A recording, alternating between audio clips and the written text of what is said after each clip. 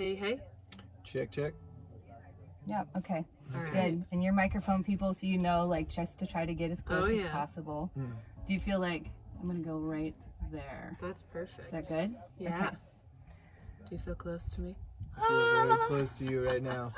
Mayo, mayo, mayo, mayonnaise. Watermelon. Watermelon. That's what they always used to say when you didn't know the words. Cantaloupe. Yeah, you didn't know the words to the song, but you're supposed to sing along. You Oh, say yeah. So you watermelon? go, if you're on stage, you're supposed yeah. to say water. If you're like in a choir and you forget what you're supposed to be saying, oh yeah. Oh my god, that's amazing. Oh, but you just mouth it. Yeah. Yeah. You don't sing it. Yeah. Okay. Any other go-to vocal warm-ups that you like? Woo! I don't even know how to sing anymore, let alone Oh. vocal warm-up. I heard you singing Yeah. last night. That's my Thank you. vocal warm-up. Okay. Just All right. singing. All right. Here we go. All right. Please welcome Ira Wolf and Lee Henke. Hello, Ira and Lee. Thank you for joining the Wild Heart Revolution. Thank you for having us. Yes, thank you. Oh my gosh, this is so exciting, y'all. It is off the cuff. It is spur of the moment, and I am in it to win it. So, All right. I do like to start with a toast or a prayer to the Wild Heart Warriors in our light, especially our dark, and in all of our magic and glory. May we continue to elevate consciousness through honesty, humor, humility, gentle care, soul-wrenching growth, and ownership, and to us, and to healing the planet with sweet, sweet love and music. Amen to that. Yeah, that's the best prayer I've ever heard. I like that one. That's exciting.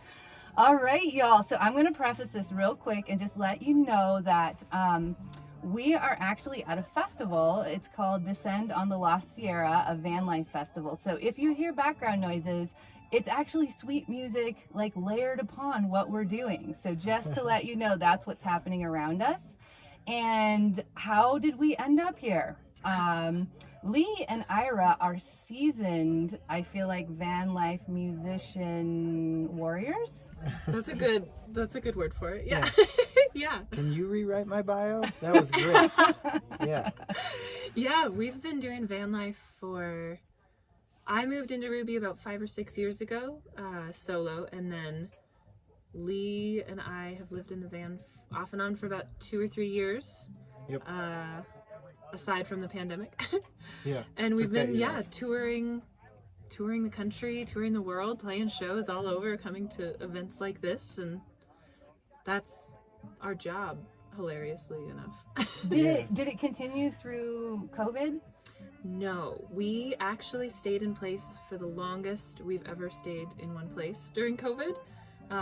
We bought a house in Nashville just before the pandemic started, and we didn't intend to stay there. It was kind of supposed to be a rental space that we would visit occasionally when we were working in Nashville, and then the timing of everything kind of meant that we ended up staying in Nashville for the entire year.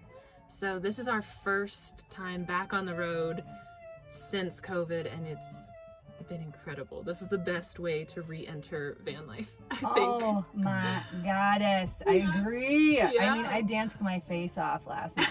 I believe I was out there by myself a lot of the time. Worth it. Yeah, totally. So I just want to back up a step because I think, so you both were separately musicians, correct? You were doing music, playing music. How did these powerhouses come together? How did you meet? What forces brought you together? Tell us everything. Well, the forces were strong. We met at a music festival in White Sulphur Springs called Red Ants Pants Music Festival. In Montana. Awesome. Where did I say? You said White Sulphur, but nobody knows Oh, where that is. White Sulphur Springs, Montana. Yeah. And it was in the middle of nowhere, which is kind of where I think our hearts belong a lot of the time. So I saw her play on the singer-songwriter stage, and I just kind of got tunnel vision. And it was a really hot day, and I was like, oh, I'm dehydrated. I should go drink some water. But I was just blown away and totally nothing else was distracting me. Mm. And I had a girlfriend back home, and I was in this touring band, and very, very busy. But I was like, oh, there's something special about her. So we stayed friends. We met there. I gave you my woodworking card, which I think you still have somewhere. And yeah, we just stayed kind of friends for 2 years, and we kept bumping into each other on the road, just at different shows. And then I found out later that you were booking shows specifically. Well, only one. Oh, okay.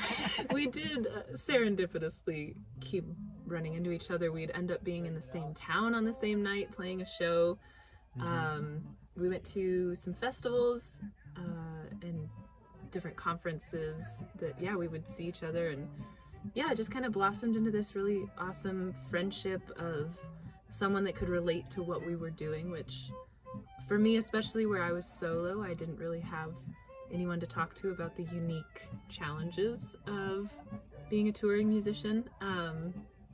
And eventually you were single, and I Agreed. was exactly. I ended up seeing that his band was playing in Chicago, and I kind of took advantage of that knowledge and decided that I would also play in Chicago that weekend, and then just sent a text being like, oh, how funny that we're both going to be in Chicago. Maybe we should grab a drink, you know? And that kind of kicked off the relationship, I guess.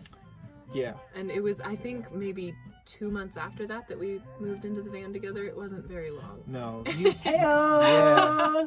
It was kind of like, well, this is either going to work or it's not, so let's go full force and find out sooner than later. Yeah, a lot changed really fast. I was living in a cabin in northern Wisconsin and was enjoying the peace and quiet, but I kept having this feeling like I need to be sharing this with someone. Like it was peaceful, and I went fishing every day. And it was great, but all of that wasn't worth doing alone for me. So when she was like, hey, let's ditch this little paradise and jump in a van together, I was like, oh yeah, absolutely, no question.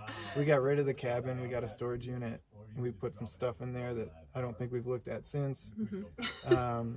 And we've been pretty much on the road ever since. Yeah. In one way or another. Okay, I have so many questions. Yeah. Number one, isn't that amazing how you think you have to keep this stuff? I have 2 storage units, very small, but in separate states, and I haven't even thought about that stuff. Right. So I'm like, okay.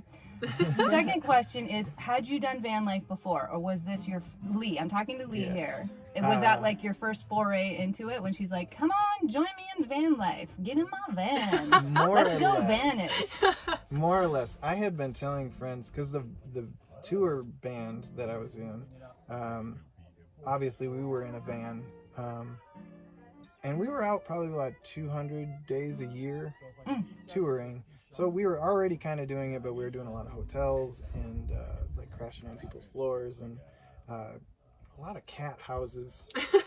I remember sleeping in cat piss a lot. But, I'm like, what's that? Yeah, I don't know. For? It was always the people that offered their house had terribly unpotty trained cats for some reason.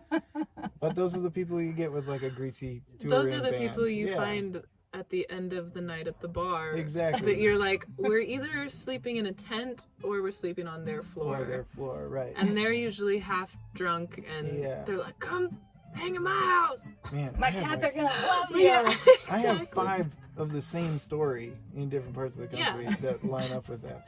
Yeah. But no, I had never done van life, and I told all my friends in Minneapolis that I was going to try it. And they're like, dude, no, we're not letting you move into a van. So that's when I got the cabin, which I was fortunate enough to be able to rent that and stay there. But I still had this yearning to just constantly be out. Yeah. I don't know. It's hard to explain how comforting the feeling of just being out is for me. Well, and it was a pretty good intro to van life too, because when he moved into the van with me, our first trip was to Alaska. Wow. So it was kind of, I mean, you got a good taste of like the transmission went out the first week. Yeah. So we had to deal with some serious breakdown issues, and then we got to do this incredible trip to Alaska. So I think I won you over pretty quickly. Yes, you did. It was really your van, though. Like, you were great, but I was just super attracted to your van. Ruby? Ruby, yeah. Yeah. I think we both have bigger crushes on the van than we do for each other. Most days. I agree to disagree on that one. I saw the both of you last night, and I felt the magic. P.S. I'm sitting in Ruby right now. That's where we're doing this pod. Okay, next question. Yes. I am so fascinated by people that can be friends and like pivot into this beautiful magical love, because I've never, and I'm not saying that I won't, because Right. everything is always a possibility, but I've never really been able to do that, I don't feel like. This one I think was special because of how much we bonded on. Like, we were living pretty parallel lives of being like, you know, and like complaining about being a touring musician to people who aren't touring musicians can be like really offensive in a lot of ways. Yeah, when you're like, oh, life is so hard. I have to see all of these beautiful new places every day, and Yeah. and people don't want to hear that you're Yeah. living the dream and you're complaining about it. Yeah. Yeah. But I used there to are say- difficulties with, you know, with living the way we do, and to have somebody that you can relate to on that Yeah. is really, really important. Absolutely. We've realized. Yeah, and I mean, I'll just say there's difficulties with living as a human. Like, Yeah. everyone Yeah. has difficulties. Yeah, no matter where you live or how you live, Yeah, there's gonna be tough stuff. Yeah, I mean, we have a really intense world out here. We have created some mad stuff that we have to navigate through. So Right. having someone that really understands and gets what's happening for your heart Right. is so important. I love support groups. Like, I feel Yeah. like this podcast is a support group. Absolutely. You know? Yeah. And like all the van people out in this field, that like there was a month notice I think for this festival, and there's like 400 vans here, Yeah. and everybody that you talk to, you know, there's like an immediate connection. Everybody kind of gets it, no matter what they're driving. But Yeah, if they're even if they're just camping out of their van for the weekend, like, yeah, there's a community, there's camaraderie. There's probably another C word that would have been great to put in there, but Celebratory. celebratory. Great, that was a good one. Yeah, that's the best C word you could have picked. I used to tell people too, like on the road as a touring musician, they'd be like, "Oh, you're living the dream," and I used to have this saying, it was like, "Yeah, one nightmare at a time," because it really was. You'd have like a really good show, but then you'd have food poisoning, you know, or you'd have to drive 18 hours to your next show, and you only had 12 hours to get there. So there was just specific things that you and I bonded on immediately, of being like, man, I thought this was, I thought being this busy as a musician was the goal. And then we were like, do we have to do it that way? And like, is our life and enjoyment, you know, are those two things in balance, or are we just, you know, stuck? Right. So that was helpful to have someone to talk to about that, and kind of design a new way of doing it Yeah. together. Somebody that wanted to keep doing it, but our own way. Right, that is the new earth living. Yeah. Like, seriously, with the mass spiritual consciousness that's coming up in the planet, we're realizing that we can no longer live in that like stressed competition, like push as hard as you can world, because it winds us up in, you know, poor health, quite honestly. So I feel like when we realize that we can navigate and we can like live in our fullest potential in the way that we create, like we create our realities, and we can bring abundance and wealth in that way, that's like, I think that there's a huge shift happening, and I love it. I'm here for it. It's amazing. Is it hard? Yes, because there are a lot of powers and institutions that do not want to let go of their power. No. Right? And so as we, the people, rise up in our sovereignty and our independence and saying, hey, wait, we can do this our way, and we can all enjoy the fruits of the world, right? It's going to take a while, but that's, I feel like that's what you're doing. And you're showing other people like the joy and, quite honestly, the magic. Just seeing the two of you on stage last night, that's when I was like, I really want Lee in this conversation too, because it's just really powerful with you together. Yeah, it is. There's I talked to a friend on a podcast a while ago, and we were talking about the difference between traveling solo, especially as a woman, and traveling with a partner. And I had said, you know, I felt like I was almost more bold, or I felt really brave when I traveled alone.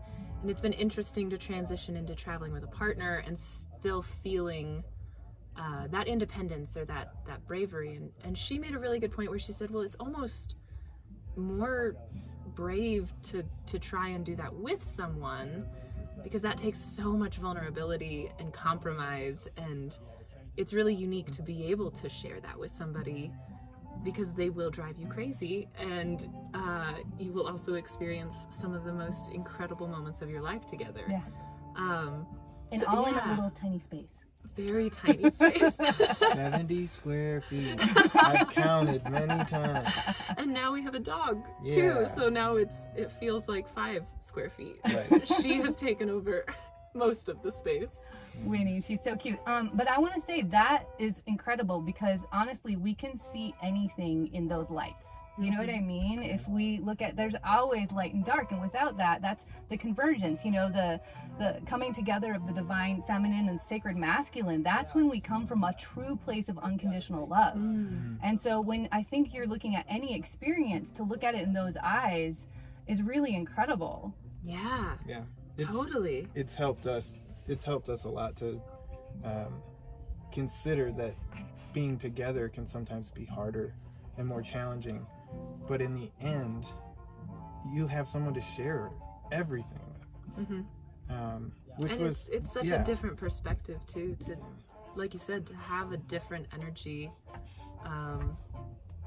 It just brings a totally different vibe to your travels and the way that you explore the world. And it's really special. And that's where your soul growth is right now. You know, mine right now is the solo journey with my little baby kitty, but who, by the way, her litter box is cleaned like twice a day. I am diligent about that, so you would love to sleep on my foot. That's all I'm saying. That's all I'm saying. No judgment. I trust someone who lives in a van way more than I trust someone who lives in a house. You have to keep the space clean, or else I think you'll get driven a little bit mad. Exactly. Everything has its place. If it doesn't, it doesn't work. So, man, it's good to be back. And we've never been here. But it's just good to be back. In the van. Back around people. Back to like what feels semi-normal again. Back in the vibe. Exactly. You're back vibing. in the energy. Woo, yeah, we got the vibration going. Oh, I felt it last night. I'm feeling it today too, but it was really powerful. Just feeling the breeze coming through and the music playing. It's your voices. It was just, it was perfection for me last night. It really was. That's awesome. Should we give the people what they want? What do the people want? I want to hear you sing together. We could probably sing something. I know, I'm shocking you with that right now. Yeah, that was surprising. Okay. What did we do with the guitar? It's right up here. Pause. I'm gonna get a guitar. Lee, I feel like you might have a joke or two to tell while I do that. I could probably tell a joke. So this guy went to the lumber yard. I'm gonna try really hard to screw this up. But he was like, I need some 2x4s. And then the salesman, the lumber salesman, says, yeah, well, how long? And he goes, pretty long time. I'm building a house out of them. That's your new favorite joke, isn't it? What would you like to try and sing? That's a really good question. I didn't even think about it. What, you got an idea? No. Do you have a request of any? Should we do an original or a cover? Probably an original, huh? Okay. We can do an original. Let me think here. I'm trying to think of one in an open tuning too. We could do Engine Trouble together. Sure. Okay. That's fitting, right? We live in a van and this song's called Engine Trouble. Mm-hmm. Yes. All right. Here we go. It's always good when you botch the first notes.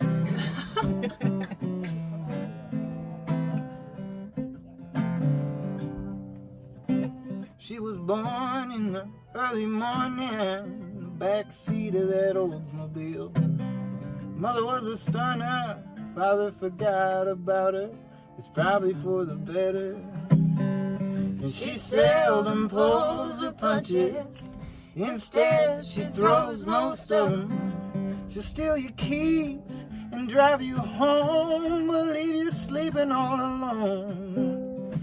I wish she would love me like I know she could. I wish she would love me like I know she could. I wish she would love me like I know she could.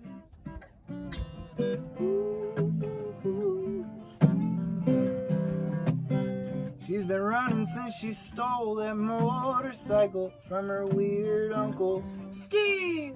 She keeps a ragged red rag in the back seat of her denim jeans. She's got stains on her hands, undeniably engine trouble. But what's the fun in putting trust in anything reliable? I wish she would love me like I know she could. I wish she would love me like I know she could. I wish she would love me like I know she could.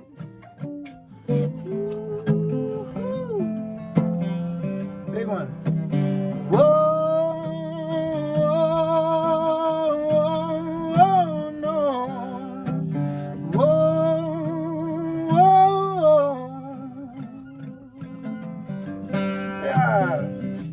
Born in the early morning, the back seat of that Oldsmobile. Mother was a stunner and her father forgot about her.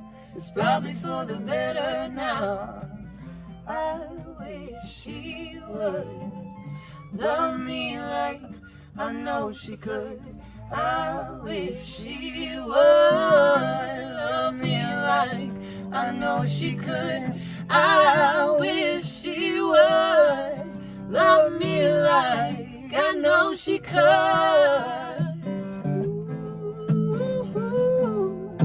One more time. Whoa,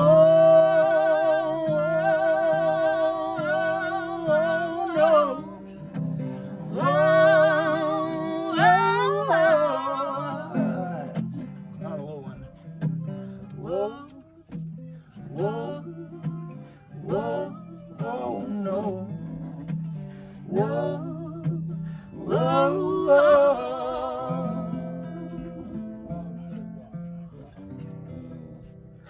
Little dog solo. Oh yeah. You had me in tears. Oh. You didn't just have me at hello. You had me in tears. That, like seriously, that was beautiful. Thank you. Thank you. I know I surprised you with it, and I'm so grateful. Thank you. Thank you so much. You're welcome. Yes, that was thank fun. We you. haven't sung that No. in over a year. Yep. I mean, I was just sitting here with such love and gratitude in my heart for what you said, for us being here and sharing in this vibration and being able to do this together. Yeah. I mean, I'm like, can you sing like 5 more? Later tonight we will, yeah. Yeah, are you both going on tonight too? Yeah, she's gonna sing with me. She's a lot better at singing with me than I am singing with her, funny enough. So yeah, whenever I play and sing my songs, I always like having her up there. But I seem to screw her up when she's playing her songs and I try and sing along. She's like, nope, wrong note. Okay, you sound better alone anyway. Is it like, do you feel like it's a comfort? Like, is she kind of like your emotional support comfort person? Definitely. Yeah? Definitely. Yeah, I'm fine playing solo. Like, I have a good time and I talk to the crowd, and I usually try and break through that like nervous wall as soon as possible and be like, hey, how's everybody doing? It's actually important to me to know so that I'm comfortable too with you being comfortable. But the moment that she comes on stage, I'm immediately, it's the only two people that exist for me. I don't look at anything else. It's just I get to sing with my best friend. And So- your divinity, you're like each other's divinity, I feel like. Yeah. Yeah, sometimes. Sometimes Yeah, not. sometimes not. Sometimes we threaten to buy airplane tickets for each other. Yeah. Get out of my van. No, it is cool. There's something special about sharing music with somebody too, because it is such an emotional and I don't know. I don't even know how to explain that space of creativity, but it's very personal and intimate. And so when you get to share it with somebody, it kind of takes on a whole new meaning. Mm-hmm. Yeah, I mean, I feel like it's like a vehicle to vulnerability. Definitely. And, you know, when we can be our most vulnerable is when we can like open up the soul and spirit within us in the greatest way. So I think I am looking forward to finding my Lee or my Ira. Yeah. Like, it's such a beautiful thing, and I'm so stoked that you get to like converge these worlds and create such a bigger one for people, because really it's like you can go up there and sing, right? And that's such a beautiful thing. And then you can go up there and sing with love, and the love that you have is emanating out into the people and into the world, and that is a phenomenal thing. Yeah, that's really the only thing that besides the fact that I've tried to quit a couple times and I can't. I like have to write and play songs to like make myself feel normal and like fulfilled.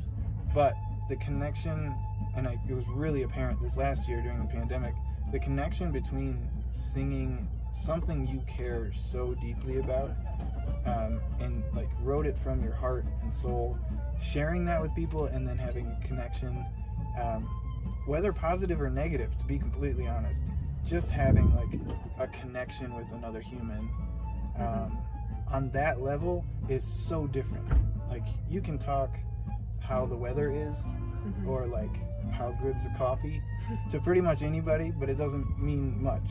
But the moment that you've poured your soul out and they've connected with it, it's next level friendship almost immediately. So Yeah. and that's what keeps me in it. That's what I missed so much this last year. Yeah, just human connection. Well, and just like the energetic connection as well. You know, like the Absolutely. energy just speaks volumes. Yeah, when the pandemic started, we kind of tried to transition over into online performances because obviously our entire year was canceled, and so all of the shows that we had been planning, we were like, well, maybe we can just do these live stream events, which kind of filled that void for a little while. But yeah, missing that energy that a live crowd offers, we realized that it just wasn't as fulfilling anymore. To sing at a screen, you could see comments or whatever, but it just was very different to not be able to see the emotion that people are feeling and not know if they were feeling what you were feeling. And I didn't realize, I had always known that I fed off of the energy of a crowd, but I didn't realize just how important it was to have that and how fulfilling that actually was. So to miss that for a whole year and then have it return last night, I mean, I was just trying not to cry on stage the whole night because I was like, this is just, my heart is just exploding, and this is everything that I've been missing for the year. It's the ultimate hot tub gig. Yeah. It's you're scared to get in, and then the moment that you do, you're just like, oh, this is exactly what I needed. But this one was like the ultimate hot tub gig, because you hadn't been in a hot tub for like 16 months. And like it was under You've just the been stars. cold. Yeah, you've just been cold and scared. Yeah, just watching you play again last night too, I was like, we can't stop this. You can We make me need to cry do this. again. Yeah. Lots of emotions here Well, today. right. Yeah, and I mean, we're in this beautiful barn with the breeze coming through. The stars were incredible last night. It was there's not even a human word for it. No, it was just the ultimate of Yeah. everything. Of everything. It was the ultimate. Yeah. Yes, thank you so much. What was I was gonna agree with you about the way that you want to get comfortable right away. Yeah. I do that too. Like when I'm teaching a class or I'm doing retreats, I'm like, I want to break through. And as soon as you break through, people just they like open, and their energy opens, and they're welcoming, and then you've got that exchange. Right? So what's your sign? Because I'm like, the quicker the better. Let's like do this. Yeah. I'm Scorpio, and I'm sure you felt that. Yeah, for me, I had really bad stage fright for a lot of years, performance anxiety, to the point where I was too sick to do some shows. And I think it came a lot because I didn't feel like I had control. And then in the last year, I've let go of a lot of that, worked through a lot of that. But every time I could diffuse the tension, like that I had to impress someone on stage, or that just no expectations whatsoever, just that people are comfortable and happy. And if they aren't, like, that's beyond something I can take care of. But in order for me to be comfortable, I like to know that I'm at least attempting to make other people comfortable and happy and enjoy the process with me. Otherwise, I'd rather them leave. I wouldn't say that, especially to any promoter out there, but yeah, I need that. Otherwise, there's really no point in doing what we do. Yeah, well, and I think kind of to piggyback on what you were saying, it's vulnerability I've found is so important within that. The more vulnerable that we make ourselves on stage, I've found, the more receptive and willing to be vulnerable other people are. So like Lee was saying, when you're pouring your soul out with these songs that are so personal and mean so much to us, to be able to share that with other people and have them be receptive to it and take on their own interpretations or their own meanings or their own emotions from their experiences is so powerful and such a neat feeling. And that was kind of last night, yeah, just seeing that everybody was overwhelmed with whatever was going on and whatever their last year entailed, to just all of us have this kind of collective sigh of relief almost. And joy. Yeah. It's so magical. Well, and you give other people such an invitation, you know, when you are like, hey, I'm gonna like break through here, let's chat, you know what I mean? That's why I go right up and I start dancing. Yeah. And I'm like, and I mean, hello, this is the beauty of midlife. Like in midlife, you'll just go right onto the stage. You're like, I'm getting all the dancing in that I can. I don't care if you do or don't. But then that just changes the vibration, and people just join in, and they're like, oh yeah, I can open up too. Right. Yeah. That's been, I turned 30 this year, and it's kind of been hilarious how many times I've been told, oh, your 30s are the best, and like you just really come into your own and you really gain more confidence and all of that. And I had so little confidence in my 20s that I was just like, there's no way. I will always be so insecure and very composed about what I let people see and how I do it. And maybe it's being 30, maybe it's that I've been a hermit for the last year, but that's totally true, that I'm realizing there's an example that you can set by not taking yourself so seriously and by just enjoying and not worrying and feeling self-conscious that allows other people to do the same. Right. And so I've seen those examples and they've allowed me to feel that, and now trying to do that on my own and be that for other people has been a really cool transition. Yes, yes, I'm queen. loving it. You know what I think the ultimate truth is? Nothing is forever. Yes. Humans can evolve, we can adapt, we can heal, we can change, and I think that that's been a limitation of ours, where we think like, oh, this is me, this is how life is, and it's like, wait a second, anybody that comes your way, hello, when I came your way, you had no idea I was going to be sitting here with you today, Right. getting you to sing a song that you hadn't sang in however long, putting me in tears. Right. So this is what I'm saying, like the more, and I think COVID kind of did this. I know it was very hard for a lot of people, but it helped us reignite our adaptability. And it's like, wait a second, we can do anything, we can change, we can shift. Things can get bad, but we can adapt as well. And so I think when we move into that fluidity, the flow of life, right, the ebb and flow, then the magnetism of life happens more. And I think that's what you're doing with the life that you're creating on the road as musicians. And you're like, no, we're not going to push 18-hour drives. We're going to enjoy this ride and do our music in the way that we love. And you're probably going to vibrate to that even higher than if I was pushing so hard that my energy wasn't in line when I came out here to share it with you. Right. Absolutely. If I could, I would drop the mic. That was a mic drop moment there. That's, I mean, obviously last year was terrible for so many reasons, but I've honestly enjoyed trying to find all the silver linings and all of the positive changes that have been made because of last year, where it did force us to slow down for the first time.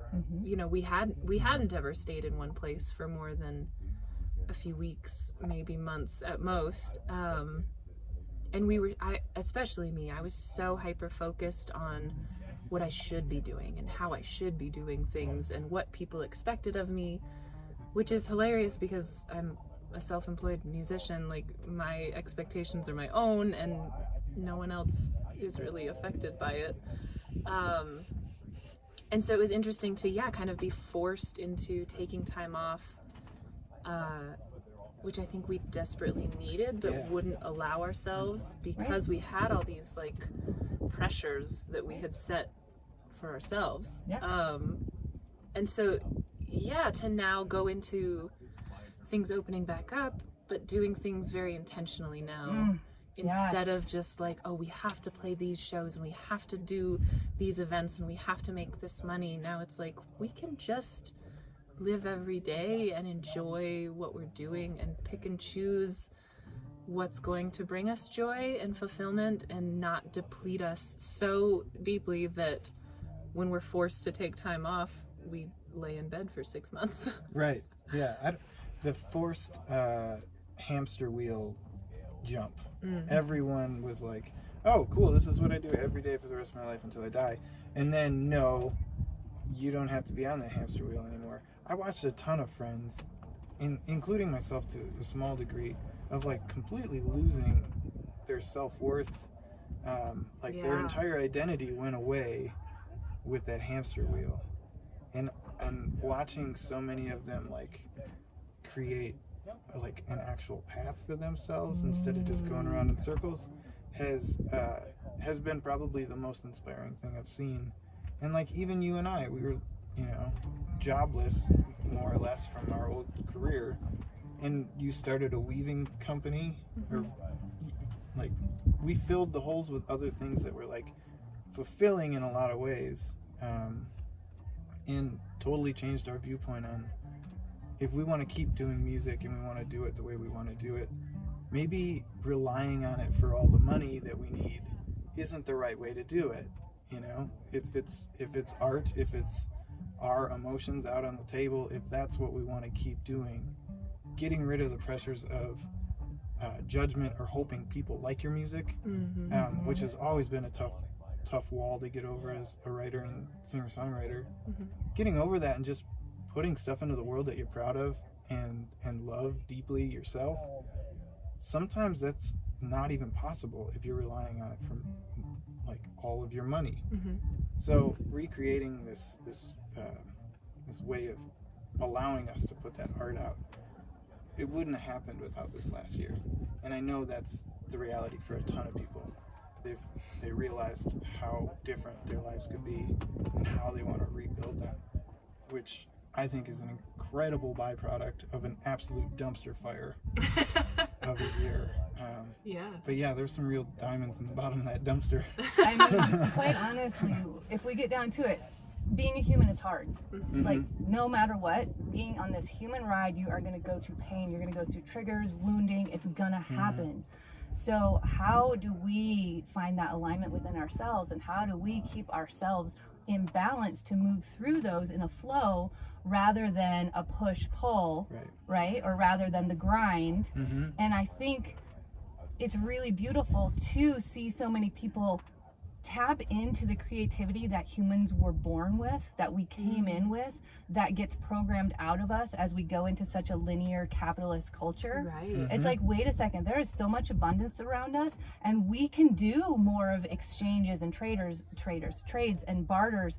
And you know what I mean? We can like live in this creativity with money. Mm-hmm. Right. Because we always thought, oh, we have to make the money over there, and this is what I would do, and then I'd make all the money, then I'd go to Costa Rica for 2 months. Right. Yeah. But it's like, wait a second, we can weave it all together, and we can be fulfilling our soul's calling, and call in the money, and call in the abundance, and call in the joy and the health and the vibration of peace. Right? Yeah. Yeah. Right. And that's just reevaluating what necessity really means, like you said, with the storage units and having all of this stuff that I feel like society tells you need to have and you have to buy and consume. And then honestly, the only time we ever talk about the storage unit is how are we going to get rid of all of this stuff in the storage unit, you know? When are we going to get back there to empty out that unit? I bet there's some cool stuff in there. It's like that old saying of Canada is America's attic. It's like you go up there and you're like, oh, there's a bunch of cool stuff up here. That's how I think our storage units are going to feel in another 10 years. We're going to be like, wow. They're going to be like time capsules. Yeah. So, okay, you let me in on a little insight last night. Can I share it about? Yeah, of course. So, you went from Vanlife, you bought a home in Nashville, stayed there through COVID, back to Vanlife. Now you're heading to look for land in Alaska? Yeah, Yes. we are. That was another byproduct of the pandemic, I think. We decided to buy in Nashville specifically because that's where we typically do the most work, where we record, where we kind of tour out of. And we had considered buying in Montana, which is just my dream location where I grew up, and we're both obsessed with the mountains. And so we had put in some offers in Montana, and eventually we decided if we want to make this career long term, we should spend a few more years in Nashville, just really going hard, working as much as we can, and then we'll sell the house in Nashville and we'll go elsewhere. And so we bought the house just a few months before the pandemic, And the tornado. And all of the natural and human disasters that happened in Nashville. But we ended up having to live there through the pandemic, which we hadn't anticipated. We thought we would buy the house, we'd keep one bedroom, and we'd rent everything else out, and that just wasn't the reality. And being in Nashville for the year made us realize how much we didn't want to live in Nashville. Yeah, we didn't want to live in a city, because like if we would have been in Montana, and like sure there's hiking, there's recreation in Nashville, but compared to Montana or Alaska now, like it's paradise in a situation like that, and even not in a situation like that. Just day-to-day life. We realized we can visit cities and we can work in cities, but when it comes to where we want our actual home to be or our getaway to be, Lee has known for a long time that he wanted it to be further from a city, and I've always kind of pushed for like, oh, I want to be around people and I need to be like close to coffee shops for some reason. And Yoga studios. yeah, and now I'm like, oh, no, I want to be in the woods and I want to have my space and a garden and all of these things that are kind of simpler than city living. And we've always loved Alaska. We've done van life up there a couple times, and yeah, we just kind of decided to make a bold move after being so stagnant for the last year. We were like, if not now, when? Yeah. Let's just, again, go full steam ahead and see what happens. So we're gonna try and drive to Alaska, depending on the border, this summer with Canada. And yeah, hopefully find some land up there and start kind of planting some roots. Yeah. I think it's been a dream of mine since I was 15 to, like, literally, I bought a, like, 2-man saw when I was 15 because I was like, someday I'm going to find somebody that wants to go cut some trees down and build a little tiny A-frame cabin or something with me. And I still have that saw. We have to pick that. That's in the storage unit. Oh. That's a keeper. Yeah. Anyway, yeah, it's been a dream of mine forever, and not to go too deep, but we had some, like, illness in the family with my mom, and it brought me and my brothers a lot closer. So now this, like, dream has turned into, like, why don't you guys come up and help build this cabin with me? It'll be like this really, you know, bonding good time, and I know Mom would love to see that, and so it's kind of turned into this like, it's broader than a dream, and now that it's coming true, like, I can't even think about it without tearing up. And we've driven the Alcan before, but we had to do it in 4 days in a van that goes 55 miles an hour to get to the show on time. And now looking back, I'm like, we should have canceled all of those shows so that we could take time on that highway. So now to be in a position where we can take our time and enjoy all the aspects of traveling as well as the homesteading, I couldn't be happier. And it's on my golden year, 33. Yeah. I always knew it. I always knew it. I agree to agree. I think so many people I honestly believe that our cells are waking up with these energies and the planetary shifts that are happening. Like, there's a lot going on astrologically, and our cells are waking up. It's like literally like the nature within our cells is coming alive and it's calling us home. Like, that's how I feel it. And I'm doing the same thing. Like, I was like, okay, I'm going to do van life and drive around and look for land. Yeah. Like, what's more beautiful than that? When I can like feel the energy of the different land. Like, I'm going to get the history from being in the land. You know, I can't sit and read a book about it. I want to experience it. Yeah. And so I just feel like this is another mass awakening that's happening. And we're going back to, like, humans were made to, like, be squatting on the ground and growing food and picking food and, you know, going to the bathroom in a squat, you know what I mean? In the ground. Like, that was what we were intended to do. And we've shifted that. And I feel like there's so much, like, we're not going backwards, we're going forwards, but in a way that's empowering how we came in as humans. Right. I completely agree. I can't tell you how many friends we've talked to around the country that are all like, we just need, like, a little, and they stray away from the word commune because it's a dangerous word sometimes. But like they all want, like, land that you guys can work on together, or, like, with so many van lifers, people are like, well, I don't want to be there for more than 3 months. Like, that's maximum, and then I'm gonna get restless and I want to go somewhere else. So we've been talking about it, like, man, if all of our friends, you know, kind of have this back to the land, back to the earth idea, we'll just be able to kind of have the best of both worlds. We can go visit them on their land, they can come see us. Ours is a further drive, a little bit. but it's still worthwhile, you know. And I can't tell you how many people, and even people that are, like, super corporate America, relatives and stuff, are talking. They're like, I want to get a van. I want to go out. And I'm like, there's a real shift going on that people are recognizing how much they've given up with some of those life choices, and being and trying to do the right thing. I think is the hardest trap there is. trying to do the right thing and be a part of society. Yeah. But now everybody wants to be out having fun and like living life. That's the rise of the sovereignty. I mean, the age of Aquarius that's coming on, you know, it's going to be for the next, 2,400 years, something like that. But that's the beauty of it, because we, in the age of Pisces, we had been giving so much of our power away because it was like, oh, we're putting our belief in something else. And that's where all those institutions came into power.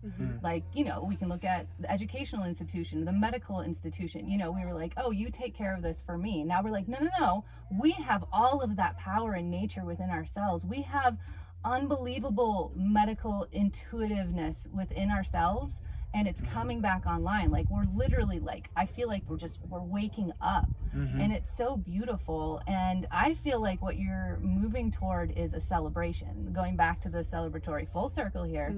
Like, as you were talking about your brothers coming and your mother seeing it, it just feels like this grand celebration, because why else are we here if we're not here to celebrate with the people we love, being human and being on this ride together?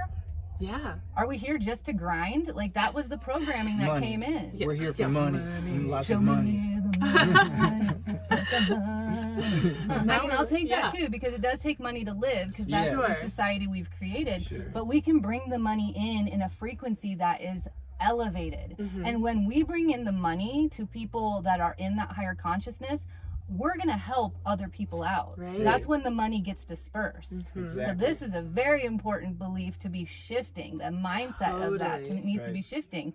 Because so many creatives, I'm getting off on a tangent, but so many creatives were like, oh, I'm not going to make money doing it, but I'm going to love doing it. No, make the money doing it, bring it in, and then we have more money to share among, you know, the communities. Honestly, that's kind of part of us picking and choosing what we're doing so specifically this year, is we kind of have had to figure out how to value ourselves differently than we had in the past, where, you know, if somebody offered you any gig, you took it no matter what, because you desperately needed that money. And now that we, like Lee has said, kind of shifted out of our sole income being music, we can kind of ask for more, because we do value ourselves higher. And when we do that for ourselves, it again lets other people do the same. And then it disperses that money into a space of creativity and kind of just helps everybody, I think. I think the devalued creatives, I think they really woke up, and I think a lot of them are finally being like, no, I'm as talented or more talented than the person that went to school for 12 years to become this or that. Like, there's value in what we do, and it was very apparent in this last year how much people needed art and entertainment in their life to just get them through this last year. It was an incredible coping mechanism for a ton of people, and more than a coping mechanism, it was necessary. So it's, I think, I don't know, it really opened my eyes to putting value where value is due. To have that taken away, all the shows or, you know, events in general, to have all of that disappear from people's lives, I think made people realize how much they do value it. And then seeing, you know, what everybody turned to in these times. They turned to music and TV and movies and art, which I think says a lot. that before the pandemic, I think, like you said, it was just kind of this expectation of like, oh, well, if you love doing it, then you should just do it for free, I think is how people viewed a lot of creatives. And I think that's a very unfair way of viewing a talent or a job, because it is a job. And it costs a lot of money and a lot of time and a lot of effort to be able to do that job well. And I love that it feels like there's that shift happening, that people are maybe starting to recognize the value in it a little more than they had before. Well, the value is, it is some of the greatest support humans can receive. When you're in that soul's opening, when you're feeling that from another person, that is what we've always turned to. And so when the tables got turned, and it's interesting how everything shut down, but we got out of scarcity mentality. Instead of going deeper into scarcity mentality, we actually got out of it. Yep. I'm kind of like, I don't know how it happened, but thank you. Yes, exactly. Yeah. I love it. I love it. Oh my gosh. I don't want to keep you too much longer. I'm going to surprise you with this question too, because it's the last question and I didn't even prepare for this, which is fun. This is all about the adaptability that we're talking about. But I always ask everybody, if you had a podcast, who would your dream guest be and why? And they can be transitioned from the earth or still on the earth. Anybody that you feel like you want to share with people. No question, Tom Waits. Yeah. I would love to interview that guy. I would love to just sit and have a cup of coffee, even if he didn't say anything. I think I'd get a lot out of it, to be honest. Yeah. Yeah, that'd be mine. Oh man, your answer was so quick. I feel like I'm still racking my brain over here. I'm still racking my brain, and so I'm thinking that you and Tom Waits have a telepathic communication together. Give me a call, Tom. You'll be the reason I start my podcast. There you go. There you go. Very first guest. Honestly, the thing that keeps popping into my brain is my great grandma Gwen. Which is so odd that she was the first thing that came to mind, but yeah, she was a fascinating human, and she lived for a very, very long time. I think she was well into her 90s when she passed, and thankfully I got to know her into my 20s, which was a blessing. But she grew up in such an interesting time through the Depression, and she was a musician. She left school to go travel with a band. Really? She just, I wish I knew more about her, and I wish the world knew more about her. So I think that would be a really fascinating guest to share with people. Yeah, absolutely. Yeah. And just how beautiful to have that line, your lineage, coming down in that way. Yeah, I do feel very connected to her. In a unique and special way. So yeah, that would be fun. That's a way better answer than I had. No offense, Tom. Sorry. Well, I'm going to tell you a quick funny story. My grandmother is 99. Oh, wow. She's my biological grandmother. I met her when I was 19. And I've had a few instances where I could sit and talk to her, and I was just loving soaking that up, but it's happened so rarely. So I called her not very long ago, and I was like, I'm doing this podcast. I'd love to do an interview with you. I had this great idea of I don't know, it was some kind of elaborate idea that I was doing. And she was like, oh no, thank you. Oh no. I was like, I kind of love though that she's just like, nah, I know myself and I don't want to do that. I wish that I had that confidence sometimes. I think maybe as I get older I'll be better at saying no to things, but yeah, I wish she would have done it because I would love to hear from I know. her. But I think that's so funny that she's just like, nah. I know. I love it when people take me on my box. I think that's really important. So she shocked the hell out of me. But I was I thought it was this grand gesture of love. Right. I was preparing to talk to her about it. I thought it was going to be this beautiful, heartfelt, recording forever and all of time. And she's like, no, thank you.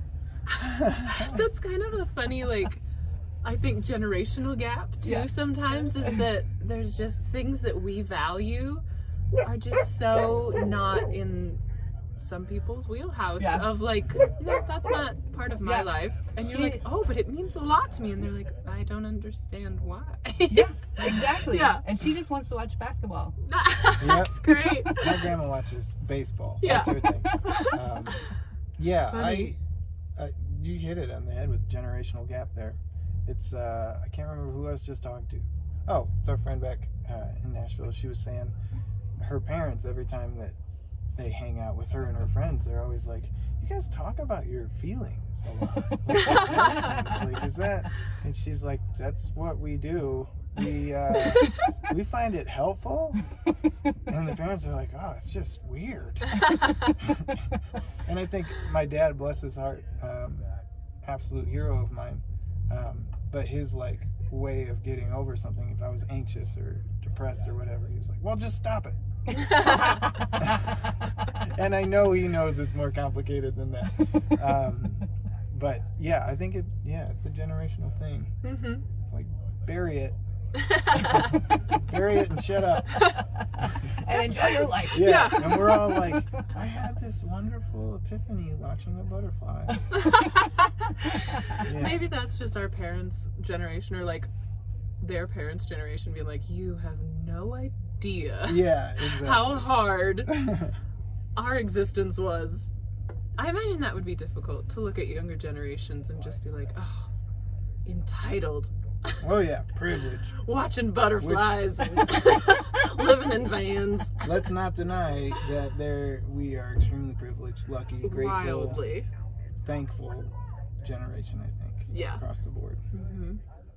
Yeah, I actually really love that I have the best of both worlds, because I actually am a lot older than you two, and I grew up without the internet. Oh, And so yeah. I just grew up in the country. Like, that's why I gravitate. Like, I'm most comfortable by myself with nature, yeah. which is Right. awesome. But I also love the city, and I love a good meal. I love, music and things like that. So Yeah. last night I was just like, I just remember standing there, I was like,